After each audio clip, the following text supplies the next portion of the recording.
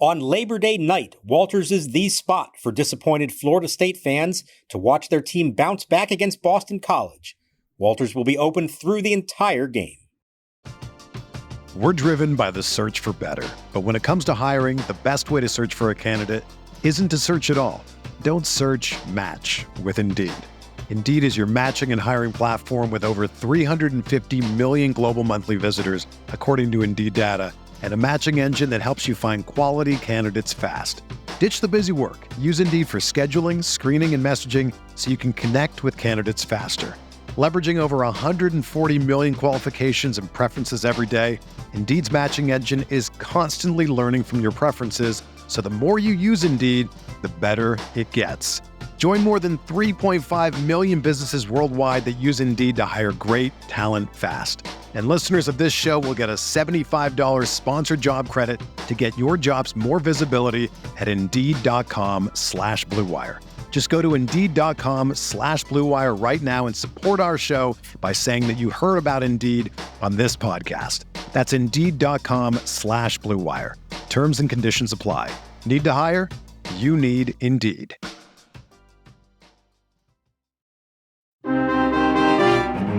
And the pitch. He squares and he bunts it up the third base line. It's a spinner. It's a fair ball. It's gloved by Tena. The throw to first is by Yepes and down the line. Horner rounding second, going to third. He's going to try to score. Cruz fires toward the plate. The slide, and he's in there.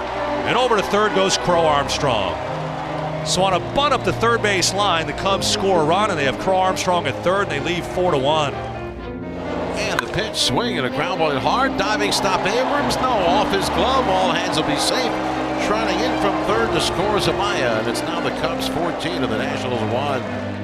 And welcome to Nats Chat for Monday, September 2nd, 2024. What is Labor Day 2024? I'm Al Galdi, host of the Al Galdi podcast, joined by MASNsports.com Nationals insider Mark Zuckerman, who was at Nationals Park. This is a Labor Day on which the Nationals do not have a game. Kind of odd, but then again, given how the last 3 days just went, maybe it is a good thing that the Nats do not have a game on Labor Day. A 6-game homestand for the Nats that began in such a good way, right? Winning 2 out of 3 games against the American League leading New York Yankees. That homestand ended in a rather bad way. A 14-1 loss to the Chicago Cubs at Nationals Park on Sunday afternoon to complete a 3-game sweep. This was a game in which the Nats defense was horrendous. This was a game in which the Nats allowed 7 runs in the top of the 9th, concluding a series in which the Nats got victimized by a big inning in each of the 3 games. Friday evening, 7-6 loss. That was a game in which the Nats allowed 7 runs in the top of the 2nd. Saturday, 5-3 loss, a game in which the Nats allowed 4 runs in the top of the 5th. The Nats, for this regular season, now 61-76 with a run differential of -75. Third worst record, third worst run differential in the National League. We on Sunday afternoon did have a feel-good moment courtesy of Darren Baker, who got a hit on the very first pitch that he saw. That was cool. But Mark, there ain't no feeling good after a 14-1 loss. That was rough. No, there's, nice feel-good moment at the end of the game, but that was a small feel-good moment compared to everything else that happened over the course of the game. I think we can say this was their worst game of the year, or at least the worst one to watch if you made it all the way through it. And, the first 2 games of the series, you have those big blow-up innings early, but they hung around. They played well after that, and they, in each instance, had a legitimate chance in the bottom of the 9th to come back. And in this one, it went from bad to worse. It kept getting worse. And that final inning, the 9th inning, was the worst of them all. And this was a game that you can't just gloss over. You can't say, oh, they're young, it's going to happen. The defense that was played or not played in this game was as bad as I've seen in a long time. And it was across the board. And it felt like one bad play just set up another bad play to happen after it. And so there's no sugarcoating this one. This was a horrific baseball game by them. I was thinking about this as the game was winding down. So like I said, the Nats now 61-76. The record for last regular season, 71-91. As much as we keep talking about and hearing about the team contending next season, and that might be the case, it's not a certainty that they're going to match last season's win total. Now, I think that they will, but that's not some slam dunk, and that's the kind of thing that you felt like you were pretty sure would happen. A few months ago, certainly, you were like, yeah, they'll surpass 71 wins this season. Like I said, I think they will, but, they have to go at least 10-15 the rest of the way to get to 71 wins. They have to go 11-14 to surpass 71 wins. That's not a guarantee, given the way that they're playing right now. The saving grace, if there is one, is that they've got 10 more games against the Marlins and Pirates. So that they may have to go 8-2 in those games to get to where you're talking about, because there are still some other contenders that they have to face the rest of the way. The Phillies, the Braves, the Mets, even the Royals, who they're going to face in the final week of the season and may have a lot on the line by that time that comes around. So I think it's an interesting question, and we've kind of danced around this a little bit over the last few years. But this idea of, well, wins and losses in a rebuild don't really matter. It's about the growth of the young guys. Well, we're at a point where I think wins and losses should matter more. Maybe it's not the ultimate thing yet for them. I think by next year, I think we do have to hold them more accountable to their one-loss record. But, on one hand, I think you could say whatever win total they end up with this year, are they in a better place at the end of 24 than they will have been at the end of 23? Yes. It's impossible not to say that. But it does need to translate into something at the big league level. And this is a win-loss business. You ultimately have to be better on the field and win games. That's the objective here. And so while there have been a lot of success stories within the organization this year, guys making their major league debut, it does ultimately come down to, once they're here, can they start performing? And does that translate into wins? And you'd like to see a lot more of that over the final 4 weeks of the season. There is an argument to be made that the Nats are better off losing games because it helps them in the draft lottery. But of course, it's hard to have that while at the same time selling hope and optimism for 2025. Like, what this season was supposed to be was that season in which maybe the Nats didn't contend, but really demonstrated undeniable improvement to where everyone was super pumped for 2025. Perhaps that still will happen. Again, there is a decent chunk of the season left to go. But a loss like this on Sunday afternoon, I think, makes you wonder a lot of things, including, is this team going to even get to the win total of last season? So yeah, the defense in this 14-1 loss to the Cubs on Sunday afternoon.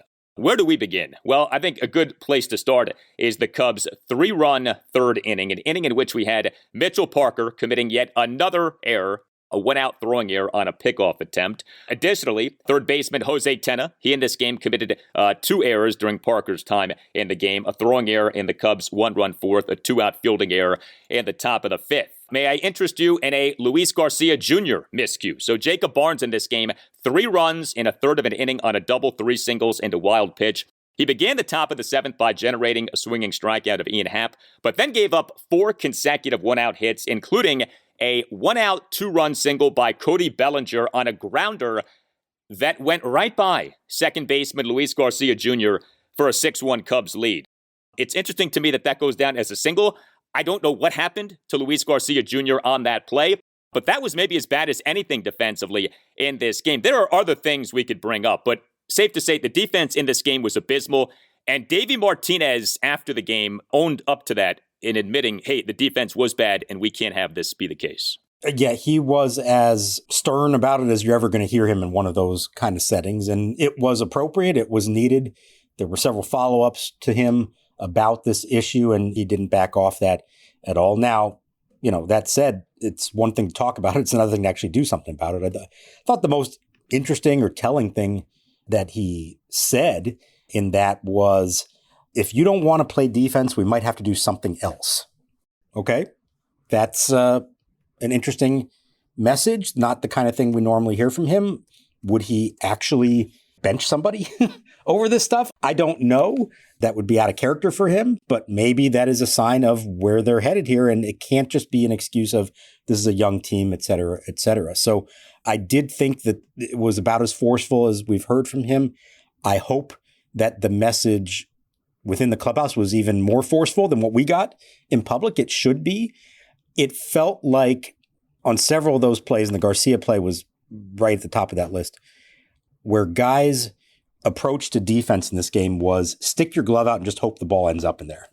They weren't getting in front of the ball. They weren't attacking it. They were just kind of hoping for the best. And you can't do that, obviously, not at this level. And so I think there's reason to be particularly disappointed and upset with not just the results, but the effort in this one. And one last thing, you mentioned the play that was called a hit. There were 2 of them in this game. I mean, officially 3 errors by the Nationals. Should have been 5, in my opinion. I think Abrams also should have had one. So the only person in the building who maybe had a sloppier game than the Nationals in the field was the official scorer, who had a bad day himself.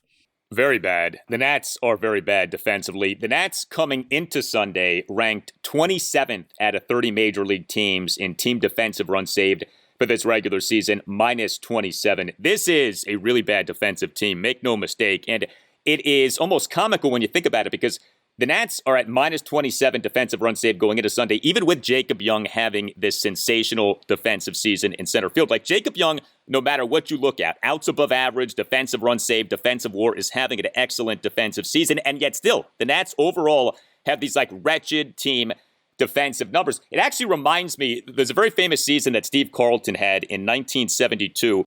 He had 27 wins, and yet the Phillies for the season had 59 wins. And that to me is Jacob Young on the Nats this season. This excellent display of defense on a team that overall is so bad at defense. And you think about, what would those Nats defensive numbers be if not for Jacob Young's great defense in center field? But yeah, with Davey, I mean, we've talked about this with the base running, right? He preaches the little things. 2 things that epitomize the quote unquote little things in baseball are defense and base running.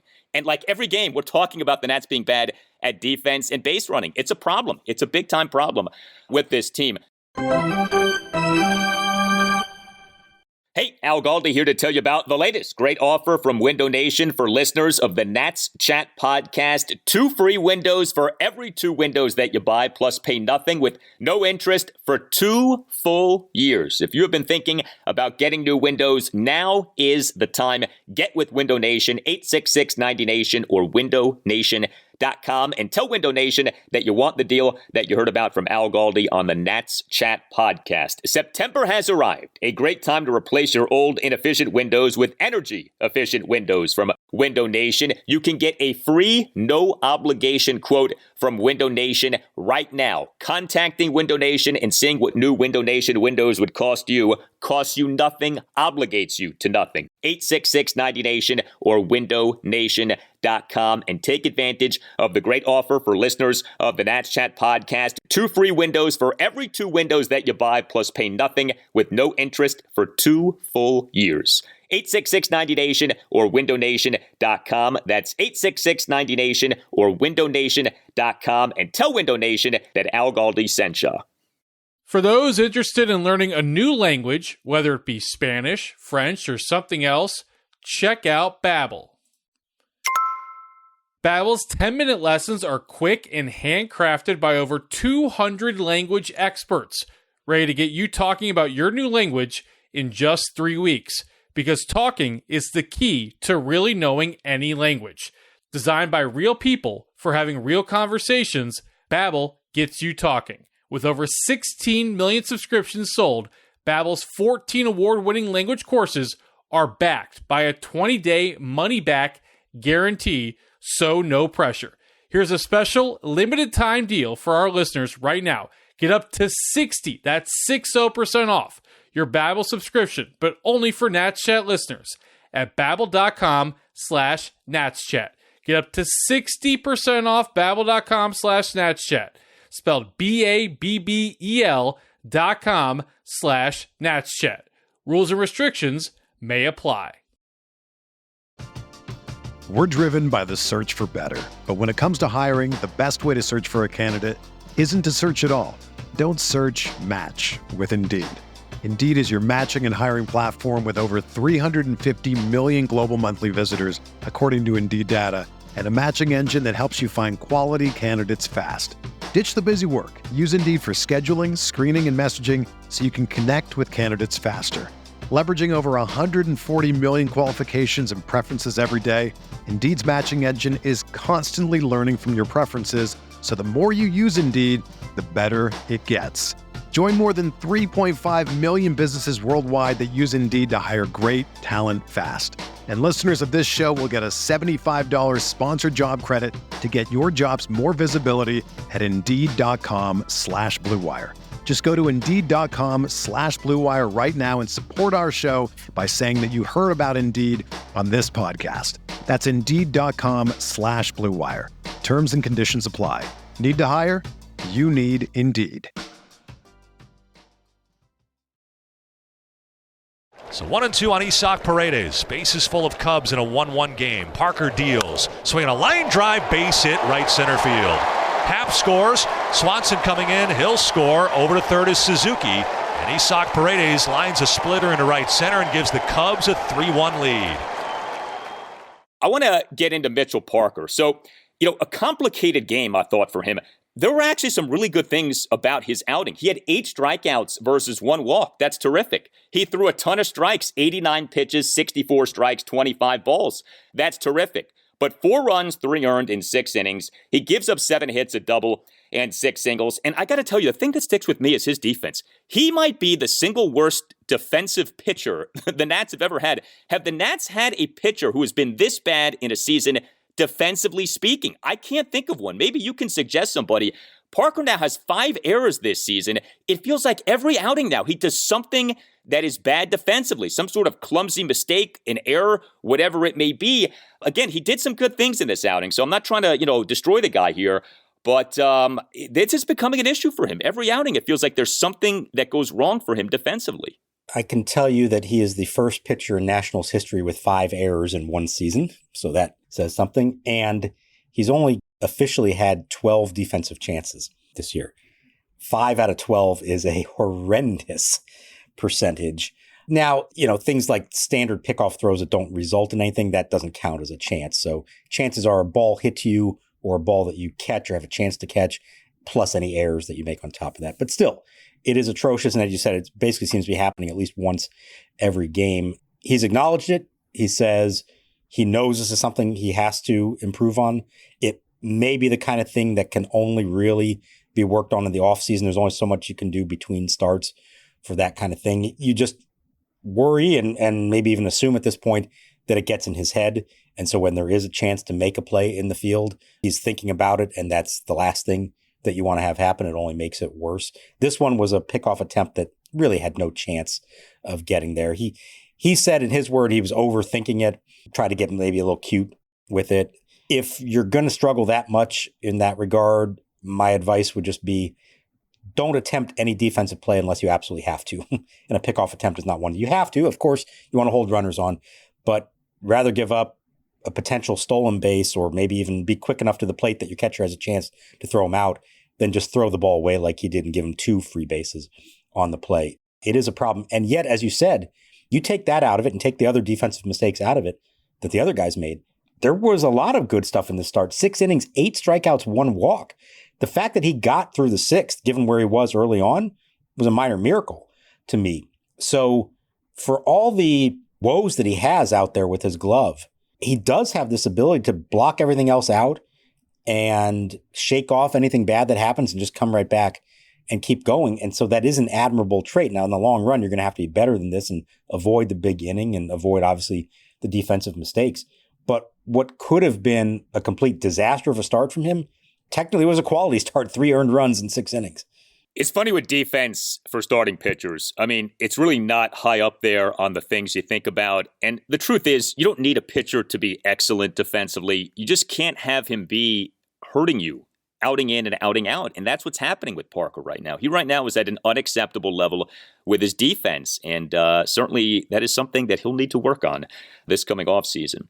So the Nats bullpen in this 3-game sweep to the Cubs was good over the first 2 games. Nats relievers over the first 2 games of the series officially combined to allow 1 run, which was unearned in 8 2/3 innings. But then we had what happened on Sunday afternoon. 4 Nats relievers combining to allow 10 runs in 3 innings. I mentioned Jacob Barnes. He allowed 3 runs in 1/3 of an inning on a double, 3 singles, and a wild pitch. Jose A. Ferrer was really good. I want to give him credit. 1 2/3 perfect innings. He faced 4 batters, got 5 outs. But then we had the Major League regular season debut of Zach Brixey. So Sunday was September 1st. That meant that each MLB team's active roster could be expanded from 26 to 28 players. The Nats called up 2 players, including Zach Brixey, announced having selected his contract from AAA Rochester. So Brixey is quite the story. Went to Virginia Tech, undrafted, was signed by the Nats to a minor league contract July 1st, 2020, underwent Tommy John surgery in April 2023, and yet here he is now pitching in the majors. Zach Brixey has made it to the majors sooner than Cade Cavalli has returned from his Tommy John surgery. Cavalli underwent his in March 2023. Brixey underwent his in April 2023. But Zach Brixey on Sunday afternoon did not do well. He officially allowed 5 runs in 2/3 of an inning. He would ended up being a 7-run ninth for the Cubs, gave up a double and 2 singles, issued 2 walks. Also had a pitch clock violation, 26 pitches, just 13 strikes versus 13 balls. And then Orlando Revolta. He officially allowed 2 runs in 1/3 of an inning, but that does not tell the story of Revolta's outing. He and that Cubs 7-run ninth faced 6 batters, got just 1 out, gave up a double and 3 singles, and issued a walk. I'm not sure. That 9th inning might still be going on. That was something what happened in that top of the 9th. Before we get to that, I know you can pronounce Brixey. Can you spell Brixey without looking at it? No, but I can't. I can spell Mark Repchinsky, and I think that we should have a spell-off between those 2 last names in terms of the most difficult last names for Nationals relievers ever to spell. Yeah, so at least in my profession, I have to both learn how to pronounce it and spell it. So it is BRZYKCY. How that turns into Brixey, I have no idea, but that's what he says it is, so good for him for that. Look, his arrival here is a big deal. And this is a big win for the organization. So let's take today's out of it for the moment. Undrafted out of Virginia Tech. Now, this was the COVID draft of 2020. There were only 5 rounds that year. So it's not like he wouldn't have been drafted if you have a normal draft. He probably would have been. But still, it's an impressive thing to come up that way. As you said, having the Tommy John surgery a year ago, making it back. And this is at the end of his first season back. So a guy that you would normally say they want to be really careful with or watch his workload come September. They're going to be a little careful with him, but they want to see what he can do over this last month of the season. He earned his way back. Now, as far as how this game went for him, I was talking about this with someone else during and then after the game. When's the last time the Nats had a reliever come up, make his major league debut, and have it go really well? It feels like they always go horribly wrong, or at least, ragged to some extent. We've seen this with a bunch of guys. Someone said maybe the last one who was good was Coda Glover, which is all the way back in 2016. He faced 3 batters, got 3 outs on 4 pitches. I'm trying to remember anybody else since then that's had a good one. For whatever reason, these guys come in here and they are overwhelmed by the moment. You hope that he shrugs that off and comes right back and is good the next time out. They have high hopes for him. This is not just a token call-up. This is somebody they believe can have a future for them in their bullpen in the long run. It did not go well in this one, and once it went south, it went really south for him. The Nats offense in this 14-1 loss to the Cubs on Sunday afternoon, not much happening. 1 run, 5 hits, which were a double and 4 singles, 2 walks, 1 for 3 with runners in scoring position. Dylan Cruz went 0 for 4, first time since he was promoted to the majors that he does not get on base in a game. Tim Shover is here to tell you about Game Time. Shows this September at the Anthem in D.C. include Kings of Leon, Ringo Starr, and Weezer. If you're interested in finding tickets to any of these shows, make sure to check out the Game Time app. Game Time is the only ticketing app that gives you the complete peace of mind with your purchase. See the view from your seat before you buy, so you know exactly what to expect when you arrive. Buy tickets in seconds with 2 taps. Take the guesswork out of buying tickets with Game Time. Download the Game Time app, create an account, and use code NATSCHAT for $20 off your first purchase. Terms apply. Again, create an account and redeem code NATSCHAT for $20 off. Download Game Time today. Last minute tickets, lowest price, guaranteed. Join us at Walters on Friday, October 4th for our end of season podcast party. The evening is scheduled from 6:30 to 8:30 p.m. Hey, Nats Chat, want to tell you about Mint Mobile's premium wireless package starting at $15 a month when you purchase a 3-month plan. All plans come with high-speed data and unlimited talk and text delivered on the nation's largest 5G network. To get this new customer offer and your new 3-month premium wireless plan for just $15 a month, go to mintmobile.com/natschat. That's mintmobile.com/natschat. Cut your wireless bill to $15 a month at mintmobile.com/natschat. $45 upfront payment required. New customers on first 3-month plan only. Speed slower above 40 gigs on unlimited plan. Additional taxes, fees, and restrictions apply. See Mint Mobile for details. From the left side of the plate. First pitch swung on, hit on the ground through the middle, a base hit into center field on the first pitch he sees in the major leagues. And a big smile and a high five from mom to dad, who was involved in inventing the high five. Dusty Baker, they get that ball for Darren. First pitch swinging, a sharp grounder to the right of second, no chance for the second baseman Vasquez. And Darren Baker's batting 1,000 in the major leagues. We did have what happened with Darren Baker. So Darren Baker was promoted to the majors on Sunday morning. The Nats took Baker 10th round, 2021 MLB Draft out of the University of California, Berkeley. He, of course, is the son of former Nats manager and former Cubs manager, Dusty Baker. We talked about Baker on the last installment of the podcast. Not a highly talented prospect, but good on him for earning his way to the majors. .348 on base percentage for AAA Rochester this season. And how about what he does in the bottom of the ninth? Now, this is garbage time, yes, but still, not for Darren Baker, this wasn't. Pinch, 1 out, first pitch single, up the middle. So the first pitch that he sees of being promoted to the majors, he sends up the middle for a hit. This was not a game with many good moments for the Nats, but that was a nice moment. Good for Darren Baker. It was needed. It was very nice to see that at the end of an otherwise miserable day. And I think everybody would have felt awful for Darren, for Dusty, and Melissa Baker if at the end of all that, he either didn't get into the game or didn't get a chance to do something. So great for him. It really was a special day for all of them. We talked to Dusty. He's been all over the place. They actually were in Scranton following the Rochester Red Wings earlier in the week. They left on Friday, went home to California, land in California. Mike Rizzo calls Dusty, and Dusty figures, he probably just wants to catch up, see how I'm doing. He tells him, we're actually planning to call up one of our prospects. He's hit for high average this year. He's got a bunch of stolen bases, plays multiple positions. And Dusty's thinking to himself, I think I know someone who that might fit that description. And so I thought it was nice that Rizzo wanted to tell Dusty first before Darren knew, so that he could make sure that he could get here for the game on Sunday. And I don't know if he had said no, he couldn't have made it. He had some other reason he couldn't make it. I wonder if they would have delayed the debut in any way. I don't know. But Dusty and Melissa had to hold that news to themselves for a day until Darren got the news from Matt LeCroy with Rochester, and then he called them to let them know.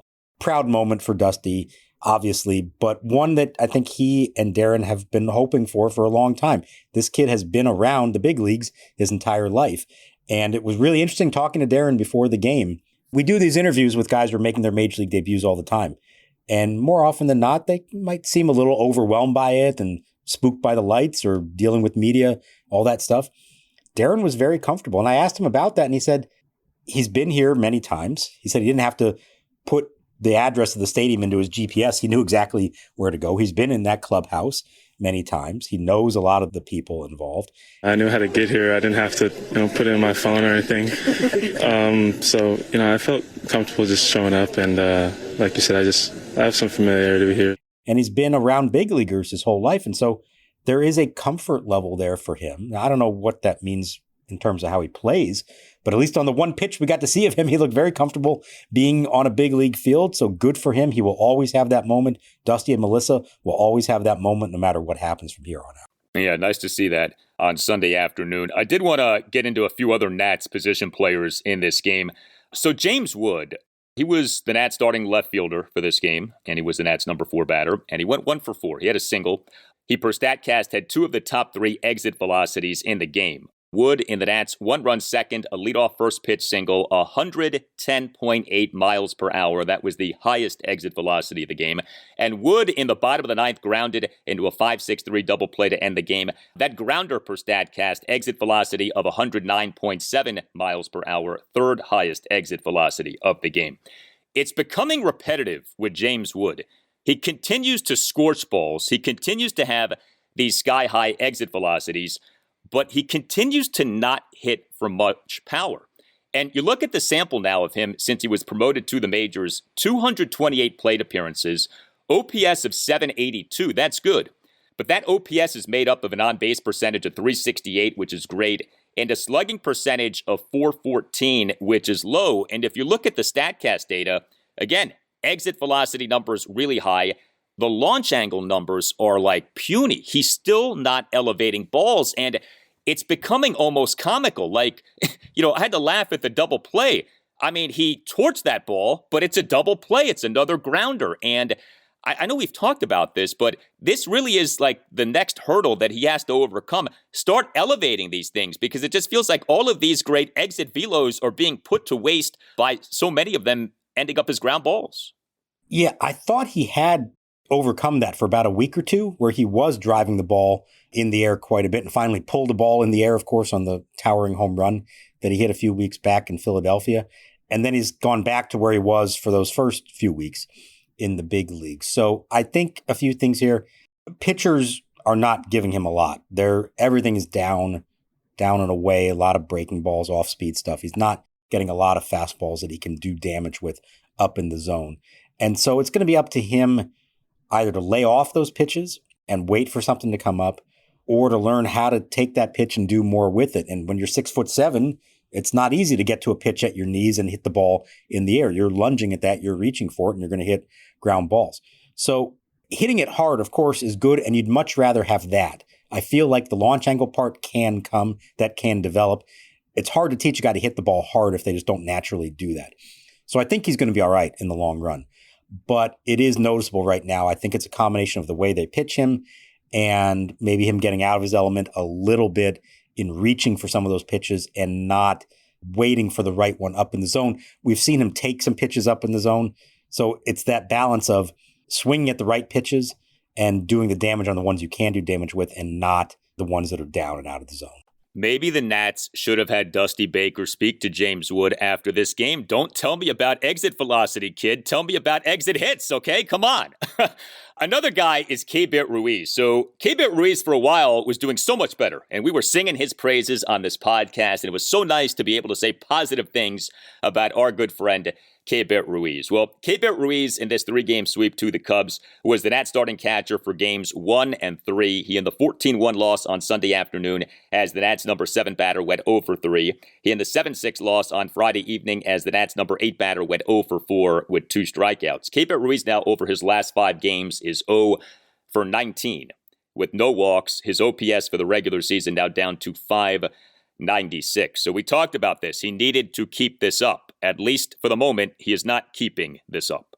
He's not, and I got to say that double play that he hit into in the second inning, they've got bases loaded, nobody out. Early in the game, scoreless game, you've got a chance at a big inning there. And it's not just that he hit into a double play, but how predictable did that feel? How many people in the ballpark, how many people watching on TV had a hunch that was a likely result from him? And sure enough, that's what you get. That's the hard part, is that you feel like you know what's coming too often with him. And I mentioned with Wood, the need to identify pitches better, to swing at the right pitches. It absolutely applies to Keibert Ruiz. He doesn't get a lot of fastballs because they know he's going to swing at almost anything that he sees, and he does do that. And while there was improvement over much of the summer, we have seen him fall back a bit here lately. He got Saturday off with Millis catching, so he was fresh. Nothing like that going on here. He's got to get back to it, and it's just about pitch selection with him. I really think that's all that it is. Find the right pitch to hit and then put a good swing on it, and don't be so aggressive and feel like you have to swing at anything that's thrown at you. By the way, the Nats, in calling up the 2 guys on Sunday morning, also transferred Trevor Williams to the 60-day injured list, but he still is tracking to come back this season. Is that correct? Yeah, there's still a chance of it. The move to the 60-day doesn't affect anything. It's backdated. He's already been on the IL more than 60 days, so he's eligible to come back whenever he might be ready. And he did face live hitters through 2 innings on Saturday. By all accounts, it went well. Now, there's a compressed timeline here, and it'll be interesting to see, does he get up to the point that he's able to throw 80, 90 pitches and start a game, or would they bring him back at like 50 pitches and maybe use him out of the bullpen? I don't know the answer to that. I'm not sure they know for sure, but they're encouraged by what they've seen. The other guy who also is tracking well is Derek Law, who threw 1 inning of a simulated game on Monday, felt very good about it. And after the game on Sunday, they optioned Orlando Ribalta, who had that awful ninth inning, back to AAA. And that opens the door now for Derek Law to come off the IL in Miami on Tuesday. So he will have just missed, I think, 16 days in total. And that will be a welcome addition to their bullpen, given how well and how much he was pitching for them. Absolutely. And, when Law went on the injured list with what he went on the injured list with, you're never quite sure what to think in a circumstance like that. Right elbow flexor strain, you say, oh boy, that could mean something really bad. The fact that he's coming back so quickly is excellent news. So very happy to hear that. So like I said, no game for the Nats on Labor Day. Next up, a 2-game series at one of the worst teams in baseball, the Miami Marlins. Game 1, Tuesday evening, 6:40. Patrick Corbin will be the Nats starting pitcher. Game 2, Wednesday evening at 6:40. Mackenzie Gore will be the Nats starting pitcher. The Nats just had an off day on Thursday. That they have an off day on Monday, and Monday is Labor Day. It doesn't feel right that the Nats don't have a game on Monday. No, I agree. It's very odd, but this is part of the new scheduling. You play now 13 games in division. And so that means there are often these 2-game series that you have. And then they've got a 4-game series in Pittsburgh after that. Right now, they'd probably love to face the Marlins a few extra times if they could. They would probably happily play them on Monday. Instead, they're going to spend their Monday at South Beach. So hopefully everybody survives that and shows up to the ballpark on Tuesday in good shape, ready to play. Keep an eye on that. Make sure everybody actually reports on time and in good physical and mental shape. So there is a phrase in the NBA, the Miami flu, and I wonder if the Miami flu will be sweeping the Nats clubhouse in the coming days. We'll see. We have a shout out to deliver. A happy 46th birthday to Lana Williamson, the true MVP of the Williamson family, for dealing with more nonsense than the Nats base running gaffes. I like that. Her 2 kids, Lola and Jones, want to wish her a happy birthday and to say that they are grateful for all that Lana does for them. And Lana's husband, John, wants to say, thank God you still put up with me and happy birthday to my best friend and partner. Our lives are better because of you. Here's to another great year. And we echo those sentiments. Happy birthday, Lana. Happy birthday, Lana. I think you and I can both attest as parents that even more than trying to manage a sloppy baseball team, trying to manage a household with young children is the world's greatest challenge. So all the credit in the world to Lana and all the moms out there who do that. It is the toughest job in the world. And her 2 kids, Lola and Jones, of course, there is the famous athlete, Lola Jones. I'm sure they've heard that remark many times. I wonder if the kids were named after Lola Jones, or is that just an extreme coincidence? I don't know, but kind of interesting there. Well, whatever the case, happy birthday, Lana, and we thank you for listening to the podcast very much. You tell us what you think. Hit us up on X at @Nats_chat. You can email the podcast, natschatpodcast@gmail.com. We have a website you can check out as well, natschatpodcast.com. All Nationals radio highlights on Nats Chat, courtesy of 106.7 The Fan.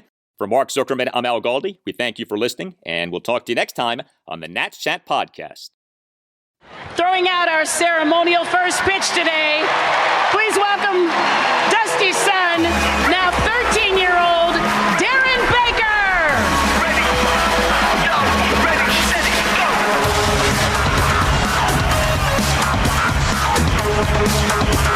And of course, it's only fitting that Darren will be throwing the first pitch to his savior that day, Giants first baseman J.T. Snow. Darren, whenever you're ready.